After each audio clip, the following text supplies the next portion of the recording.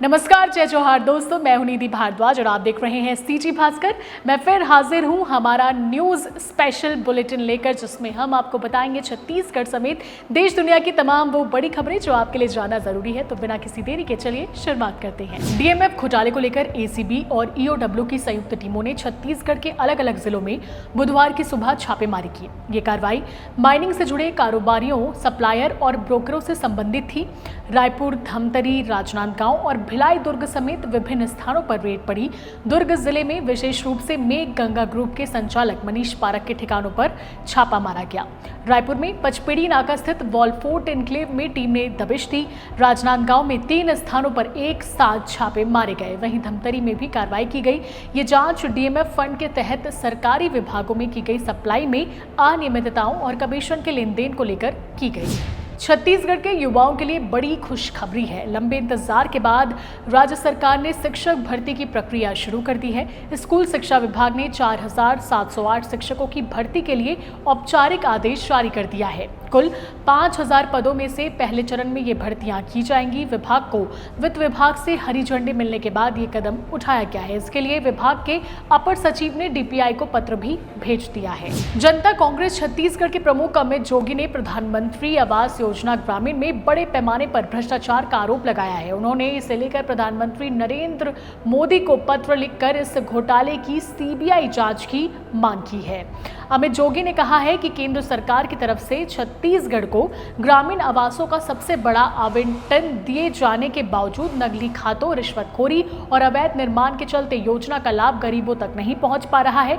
यह विरोध के लिए विरोध नहीं, बल्कि गरीब और वंचित लोगों की आवाज को देश के सर्वोच्च पद तक पहुंचाने का प्रयास है। छत्तीसगढ़ में चक्रवात मोंथा का असर देखने को मिल रहा है। बस्तर में अचानक हुई बारिश ने किसानों की मेहनत पर पानी फेर दिया है। कहीं खड़ी फसल सूख गई तो कहीं कट चुके धान की बोरियां और ढेर खेतों में भीगकर सड़ने लगे हैं। वहीं कोंडागांव जिले के ग्राम आदनार में बारिश से बड़को नाला पुलिया टूट गया। इससे आवागमन पूरी तरीके से बाधित हो गया है। दंतेवाड़ा, बीजापुर, जगदलपुर, सुकमा और नारायणपुर में पिछले 2 दिनों से ठंडी हवाएं चल रही है। वहीं कई इलाकों में रात में हल्की बारिश भी हुई है। इधर तूफान के चलते ओडिशा और आंध्र प्रदेश तक चलने वाली 2 यात्री ट्रेनें भी रद्द कर दी गई हैं और 2 ट्रेनें शॉर्ट टर्मिनेट भी की गई है। नेता प्रतिपक्ष राहुल गांधी ने बिहार में बुधवार को 2 जनसभाओं को संबोधित किया। पहली सभा मुजफ्फरपुर में और दूसरी दरभंगा में हुई। दरभंगा में उन्होंने ऑपरेशन सिंदूर को लेकर प्रधानमंत्री नरेंद्र मोदी को जमकर घेरा और कहा कि मोदी जी ट्रंप से डरते हैं। 50 बार अमेरिकी राष्ट्रपति ने बोला है, मैंने नरेंद्र मोदी को डराकर ऑपरेशन सिंदूर बंद कराया है। इसके अलावा राहुल ने पीएम मोदी और नीतीश कुमार पर भी इस दौरान जमकर निशाना साधा। उन्होंने कहा कि मोदी जी वोट के लिए कोई भी नाटक कर सकते हैं, उन्हें बस आपका वोट चाहिए। अगर आप मोदी जी को नाचने के लिए कहेंगे तो वो नाचेंगे भी। राष्ट्रपति द्रौपदी मुर्मू ने अंबाला वायुसेना स्टेशन से फ्रांस निर्मित राफेल लड़ाकू विमान भरकर इतिहास रच दिया है। राष्ट्रपति मुर्मू भारतीय वायुसेना के 2 फाइटर विमानों में उड़ान भरने वाली भारत की पहली राष्ट्रपति हैं। जानकारी के अनुसार राष्ट्रपति ने अधिकारियों से राफेल विमान की तकनीक, उसे चलाने के तरीके और सुरक्षा से जुड़ी बातें समझी। उन्होंने इसे अविस्मरणीय अनुभव करार देते हुए कहा कि इस उड़ान ने देश की रक्षा क्षमताओं के प्रति उनके मन में गर्व की नई भावना जगाई है। मुर्मू भारत की पहली राष्ट्रपति हैं जिन्होंने 2 अलग अलग लड़ाकू विमानों में उड़ान भरी है। इससे पहले 2023 में उन्होंने सुखोई 30 MKI में उड़ान का अनुभव लिया था। अमेरिकी राष्ट्रपति डोनाल्ड ट्रंप ने प्रधानमंत्री नरेंद्र मोदी को सबसे अच्छा दिखने वाला इंसान करार दिया है।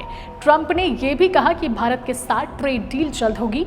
ट्रंप ने ये सभी बातें बुधवार को साउथ कोरिया में हो रही एपेक CEO समिट में कही। ट्रंप ने अपने भाषण में भारत पाकिस्तान तनाव का भी जिक्र किया। उन्होंने कहा कि जब दोनों देश जंग लड़ रहे थे तो मैंने दोनों से जंग रोकने को कहा, लेकिन उन्होंने इनकार कर दिया। भारत और ऑस्ट्रेलिया के बीच चल रही T20 सीरीज का पहला मैच बारिश के कारण रद्द कर दिया गया है। कैनबरा में बारिश की वजह से 2 बार खेल रोकना पड़ा। आखिरी बार जब खेल रोका गया था तब तक भारतीय टीम ने पहले बल्लेबाजी करते हुए 9.4 ओवर में 1 विकेट पर 57 रन बना लिए थे। इससे पहले टीम इंडिया को 3 वनडे की सीरीज में 1-2 की हार झेलनी पड़ी थी। पूर्व भारतीय कप्तान रोहित शर्मा शर्मा करियर में पहली बार दुनिया के नंबर 1 वनडे बल्लेबाज बन गए हैं। आईसीसी ने बुधवार को ताजा रैंकिंग जारी की है। इससे पहले शुभमन गिल नंबर 1 पर थे। रोहित 781 रेटिंग पॉइंट के साथ टॉप पर पहुंचे हुए हैं। 38 साल के रोहित वनडे रैंकिंग के सबसे उम्रदराज नंबर 1 भी बने हैं। उन्होंने सचिन तेंदुलकर का रिकॉर्ड भी तोड़ दिया है। रोहित शर्मा भारत के 5वें ऐसे बल्लेबाज हैं जिन्होंने वनडे रैंकिंग में नंबर 1 रैंक हासिल की है। रोहित से पहले सचिन तेंदुलकर, MS धोनी, विराट कोहली और शुभमन गिल टॉप पर पहुंच चुके हैं। Federation of western India cine employees ने मंगलवार को पीएम नरेंद्र मोदी को पत्र लिखकर भारतीय सिनेमा और टीवी में उनके योगदान के लिए दिवंगत एक्टर सतीश शाह को मरणोपरांत पद्मश्री सम्मान देने की अपील की है। FWICA ने कहा कि सतीश शाह जैसे कलाकार को सम्मान देना पूरी इंडस्ट्री के लिए गर्व की बात होगी। इसी के साथ बुलेटिन में फिलहाल इतना ही। मुझे यानी निधि को दीजिए इजाजत, और अगर आपने हमारा चैनल अब तक सब्सक्राइब नहीं किया है तो सब्सक्राइब करना ना भूलें। नमस्कार, जय हिंद, जय भारत, जय छत्तीसगढ़।